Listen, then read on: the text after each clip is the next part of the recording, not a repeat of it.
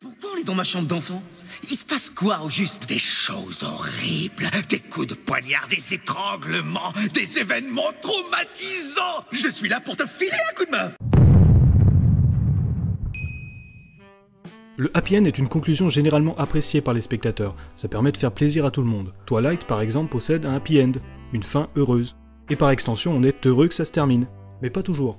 Alors évidemment, si le scénario est écrit pour finir en beauté, je vous propose de finir en beauté. Le happy end deviendra un impératif. C'est assez rare par exemple de voir une comédie romantique se terminer par une scène de décapitation, dans un château médiéval, tenu par un nain édenté armé d'une paire de testicules radioactifs qui lance sur ses victimes pendant qu'il chevauche un dauphin mort, posé...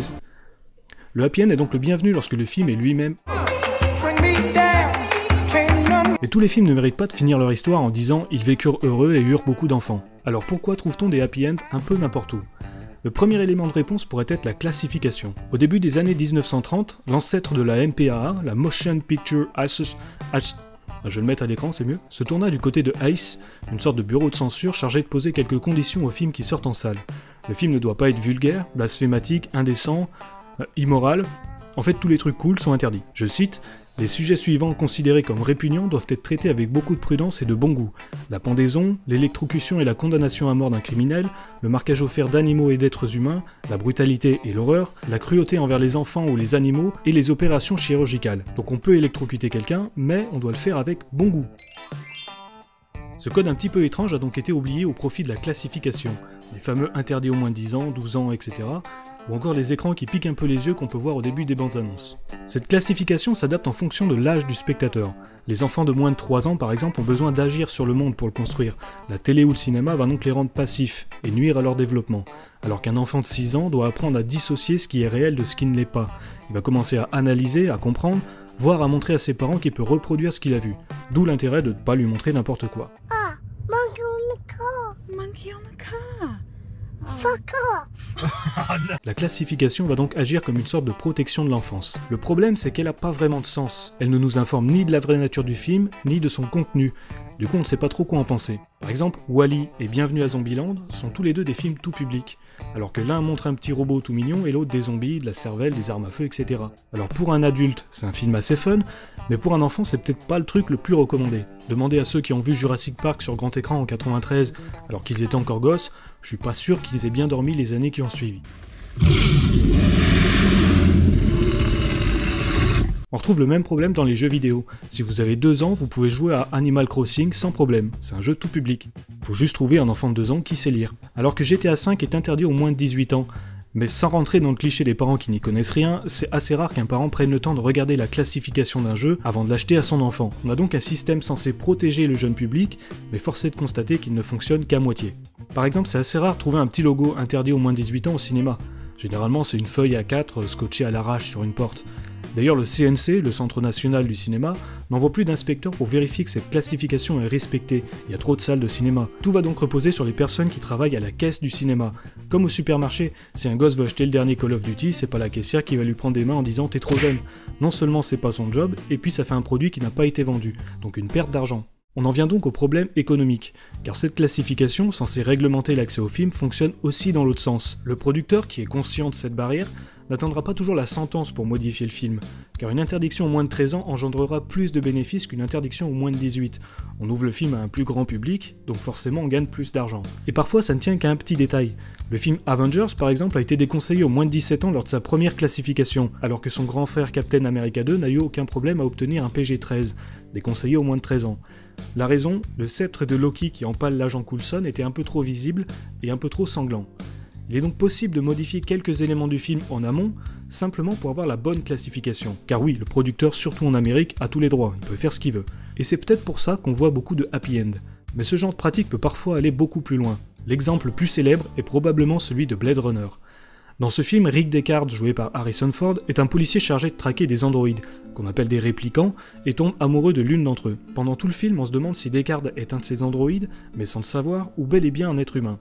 En 1982, date de sortie du film en Amérique, le scénario arrivait quand même à garder une part de doute quant à l'identité du personnage. Mais les producteurs préféraient que Deckard soit humain, probablement parce qu'à l'époque, Harrison Ford c'était Indiana Jones et Han Solo, donc les studios avaient pas forcément envie d'entacher sa carrière avec un rôle un peu trop dark. Ils ont donc opté pour la version soft et pour le happy end, histoire que tout le monde soit content. Mais c'était absolument pas le souhait, la vision de Ridley Scott, le réalisateur du film, qui malheureusement n'a pas eu son mot à dire. Au début des années 90, Michael Harrick, restaurateur de films, tombe par accident sur la version de travail de Blade Runner, c'est-à-dire la version test qui avait été jugée trop violente et qui a donc été remodelée pour devenir plus tard la version US. Sans demander l'avis de Ridley Scott, Michael décide de projeter cette version dans divers festivals et contre toute attente, les spectateurs semblent s'intéresser de nouveau à Blade Runner. La Warner, qui détient les droits du film, y voit une opportunité commerciale et décide donc de créer une version Director's Cut du film qui, de façon assez ironique, ne sera pas produite par Ridley Scott, mais bien par Michael Harrick. Donc c'est un peu le monde à l'envers. Il va donc virer la voix off, le happy end, et ajouter la fameuse scène de la licorne. Cette scène est un lien qui nous permet de comprendre la fin du film, où le héros découvre une licorne en origami.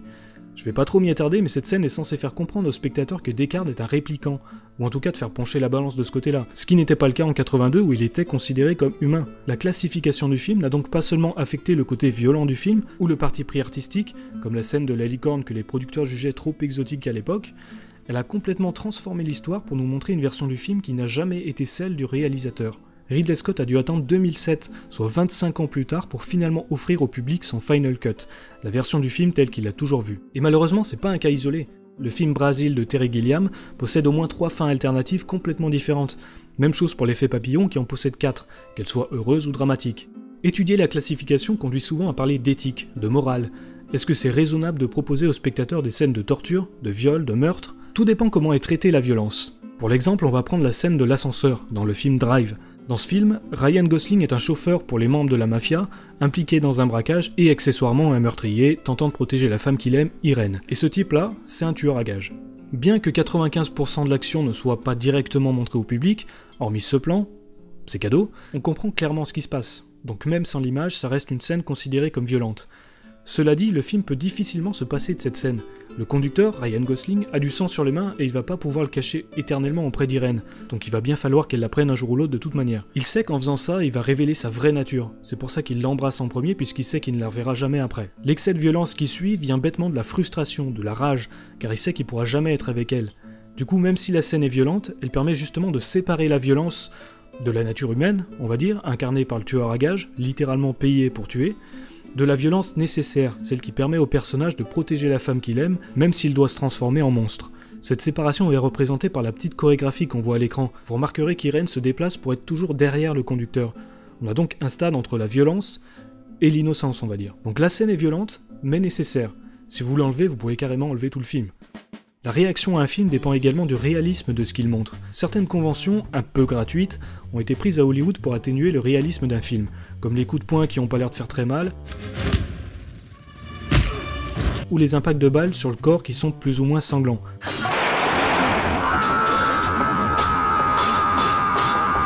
Pourtant, ça reste des scènes de combat et des meurtres. Il y a un dernier point qu'il faut prendre en compte, c'est la culture personnelle et l'expérience du spectateur en matière de mode de représentation. Le monde évolue, et ce qui paraissait choquant il y a quelques années ne l'est plus vraiment aujourd'hui. Enfonce-lui la bite dans le cul, toi qui baisses ta mère, suceur de queue. Tais-toi. Ça en devient même assez drôle. D'ailleurs, ce qui est choquant quelque part ne l'est peut-être pas ailleurs. Le film Die Hard, par exemple, est tout public en France, interdit aux moins de 17 ans aux États-Unis et interdit aux moins de 18 en Grande-Bretagne. L'image a donc un pouvoir. Mais ce pouvoir n'est pas le même pour tout le monde. Henri Delacroix, dans son livre Le langage et la pensée, a écrit « L'image n'est jamais prise pour ce qu'elle paraît, mais pour ce qu'elle figure ». Et c'est le principe du cinéma. Nous ne voyons que par les yeux d'autrui, en l'occurrence ceux du réalisateur, du producteur ou du scénariste. Le pouvoir de l'image, c'est le pouvoir de l'illusion. Regarder un film, c'est comme aller au musée. Vous êtes le touriste devant la Joconde, charmé par le sourire de Mona Lisa, écoutant les baratins d'un guide qui s'invente une réalité, alors que la vérité est peut-être ailleurs. C'est ma main qui fait sourire la Joconde.